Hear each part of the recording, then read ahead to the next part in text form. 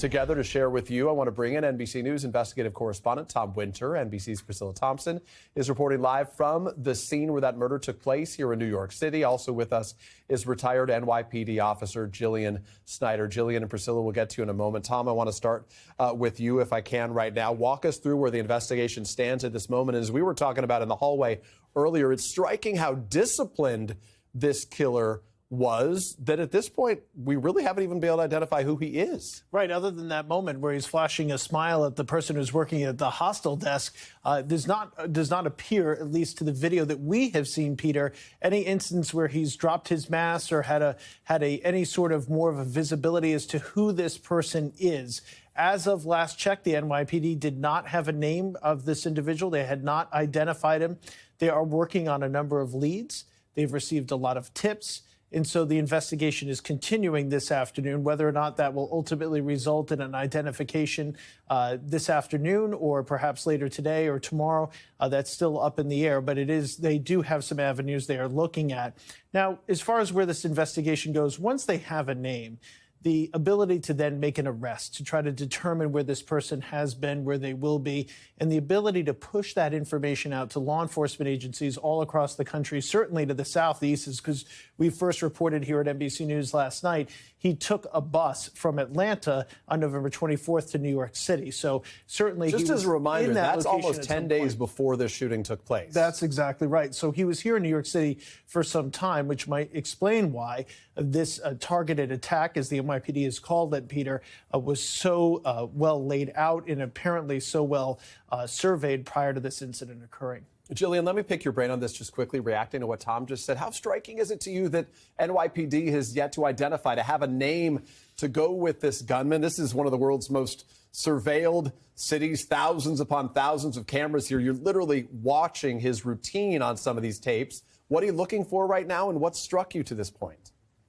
Well, I do know that the NYPD's photo collection unit is trying to track down as many photos of his face. The only ones I've seen are the one that the world's seen, the one where he did quickly take down his mask for the hostel employee. And I should say that that might be the lead that the NYPD needs. So now as they collect more and more still images, they could feed that into their facial recognition software and try and identify who this person is. But I think they're going backwards. Now that we know that he's been here for more than 10 days before the shooting, we can see if maybe at another moment in time, he took that mask off, because we need more photos, still photos of his face to properly identify him. Just to be clear, Jillian, you get a pretty good look at his face, his smile. If anybody knows this person, he should be very easily identifiable here. Why do you think there hasn't been some call from somewhere in this country saying, yes, I know that person?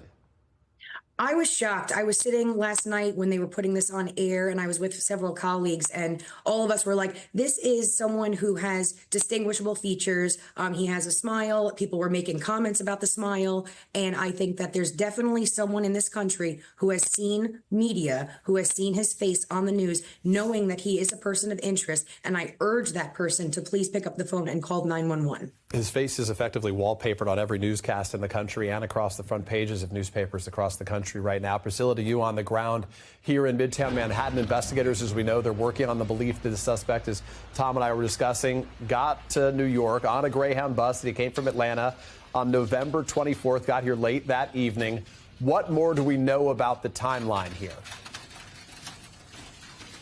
Right, and that is an important piece of evidence for a number of reasons, including that police are trying to track who may have bought that ticket and how that ticket was paid for, and again, trying to figure out if they can identify that individual, not to mention the people who may have spoken with him on that bus or seen him on that bus and might be able to shed any sort of insight there. And I should note that Greyhound right now is not commenting beyond saying that they are fully cooperating with authorities, and also that the Atlanta police are saying that they have not been contacted by authorities about this, so perhaps a bit unclear if he boarded that bus in Atlanta or may have picked it up on one of the stops along the route here to New York City. But to your point, it is helping them to build out this timeline. The idea that he was here 10 days before this shooting happened, you know, initially we saw so many of those mask photos of him at Starbucks and fleeing on the e-bike, but the one unmasked picture we got was from that hostel. And so if he stopped anywhere there in those 10 days to pick up food, to pick up water, to do anything, whatever he might have been doing in the city, there could be more images coming out of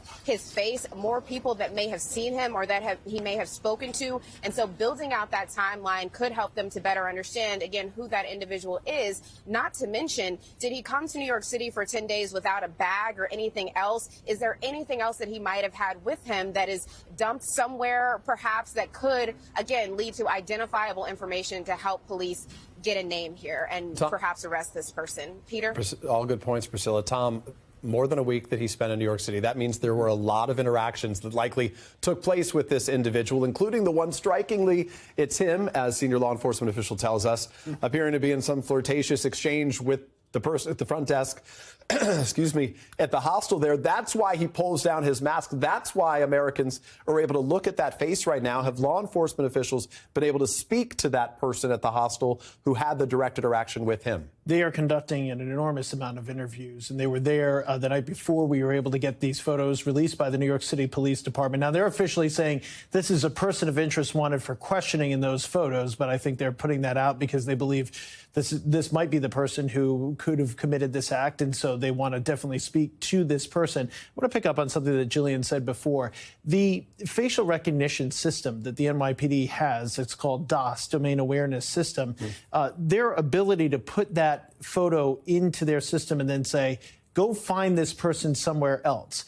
And that's a big reason why they've developed so many clues in this investigation. I want to be clear about that. If you walk through New York City and you live in Wichita, they have some way to facially identify you? Or Not necessarily. What they would do is, it doesn't matter whether you're from Wichita, Lower Manhattan, or Maine. They would look at that image and they would say, go find this image. It's not necessarily go find that person. If the facial recognition unit, which is a separate component of this, was able to Jillian's point, if they can get some more still images of his face, that might present a hit in driver license databases and other government databases that they have. So far, that has not yielded an identification. But that doesn't mean that the NYPD hasn't been able to take that face and say, hey, go find that face. And that's the reason why we have some of the timeline information that we do to this point. The fact we don't have more timeline information. Now, to be clear, they've developed an extensive timeline, dozens upon dozens of images.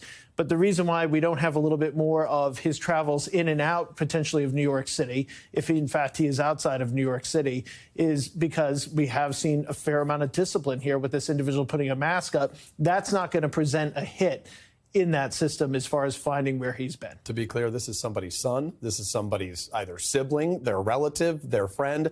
It's why we've been showing his face as often as we can. Jillian, you study behavioral science. What questions would they likely be asking? Are you asking about this person of interest, about what he was like, about his demeanor and beyond? This is someone who's obviously very dedicated to his cause, whatever that cause is. We will hopefully find out. But to come up here 10 days before, to do his counter surveillance on his target beforehand, to have a pre-planned escape route, to have a silencer, to have taken the time to write words on his rounds before loading his firearm. All of that took such dedication, such motivation. And we might not understand why he did it, but he did it for a reason that he felt very strongly and passionately about.